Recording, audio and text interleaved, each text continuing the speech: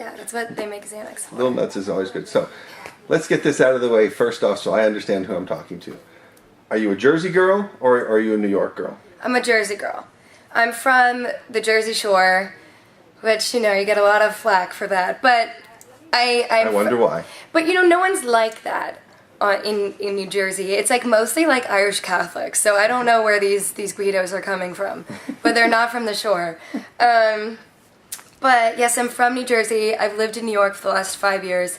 But I'm back in New Jersey till, I'm kind of just living a nomad at the moment. Okay. Your real name is actually Jessica, right? Yes. Does anybody call you Jessica? No one calls me Jessica. Everyone calls me Jessie. My friends, my family, my boyfriend, they all call me Jessie. My middle name is Charlotte. Everyone in my professional world calls me Charlotte. Got it. So Charlotte's just your alter ego. Yeah, I'd like to think of her as like the magnified version of myself. Like she does everything that and is everything I am except like times 100. Mm-hmm. And it's also kind of like I think she's more of like the sassier, the bitchier. Mm-hmm. Like everything's just enhanced. Plus, I can always blame her if I'm having a bad day. Right. You have one of the most amazing background stories of this whole show. I don't even know where to begin asking questions. Yeah. Let's start at the beginning. I guess you were adopted, right, when you were a baby? Yes, I've been with my family since I was 6 days old, but they adopted me when I was 3. So I was their foster kid until 3, okay. And then I was adopted. Good thing you were well behaved. I mean, thankfully, right? Goodness. I mean, at that point, I think it was legal reasons. I think my birth mother is schizophrenic. So I was taken away from her. So, but I think she had a few years to get it together. But I think my parents had come up with a plan that they were just going to run away with me.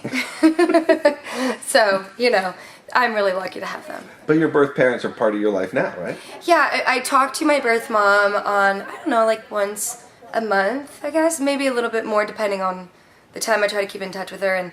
And my birth family, like my cousins and my uncles, I talk to all the time, and they come to all my shows, and I went to school with them. I took dance class with my cousin, and I didn't know that they were my cousins till later. Uh-oh. Yeah, because they're from the same town. I don't think they're supposed to do that. And then my birth brother, who was still living with my biological mother, was my adopted brother's friend growing up. Yeah, but I didn't know I was related to him. This sounds like a much more interesting reality show, doesn't it? Right? I mean, I always say I'm like a straight-to-DVD movie. Like straight to DVD or like maybe Lifetime. Right. Hello? So, yeah. What's been the biggest challenge for you? I mean, of all these things that you've had to go through? I mean, everything's had its own challenge. I think for me, the biggest challenge for me was... Like, I'm a, extreme perfectionist, and when I was a ballerina, that was probably, the core of my life. Like, I took 13 classes a week and was competitive, and that's why it's so funny being here, because I feel like everyone's not as competitive that I'm used to, because being in the dance world, people are, evil. Right. It's very cutthroat, So, everyone's so pleasant. But I dealt with an eating disorder going through that, and that was around the same time that I got diagnosed with the jaw disease, so I think that was the toughest. Being 15 and 16 was the roughest for me, which I think for most people, whether or not they had craziness happen in their life. Well, being 15 or 16 is tough enough without having your mouth wired shut, right? Yeah, I mean, I think because I was... in this idea of being perfect, and I wanted to be successful. I wanted to be a ballerina, and then I still wanted to do music. There was no option to fail. I was a straight A student. Everything had to be just so, and getting deformed at that time was not the right time. Right. There's never a good. There's never a right time that was really, and I think I carry that girl with me in my real life. So I think that's why I'm I work so hard, because it's like that, just feeling like you need to be perfect and also just overcome things and want to, show Right. people what you're worth. And Maybe that's where you came up with the alter ego too. Huh? yeah, I think it was also a place to put all that energy and not carry that around with me all the time. So the jaw thing, is it true they took bones from other parts of your body and they built you Yeah. like a bionic mouth? Come with my bionic woman. They took 2 ribs out on my right side, and then they cut them in half, and then they took the diseased bone out, and they did it endoscopically, and then just replaced that bone with rib and screwed it together. So you must look totally different now than you did. Yeah, I mean, when I first got diagnosed with it, in a 6-month period, my whole face moved backwards, and it was not a good look. But I think, I still don't look exactly how I would if I didn't have this surgery. I mean, if I didn't have the disease. Because I opted out of a second surgery that would have made me cosmetically look more like how I did. But Right. I opted instead, I get these, injections every year. Sometimes not, sometimes, depending on how insecure I'm feeling. Right. So it's an ongoing thing. You're not out of the woods yet.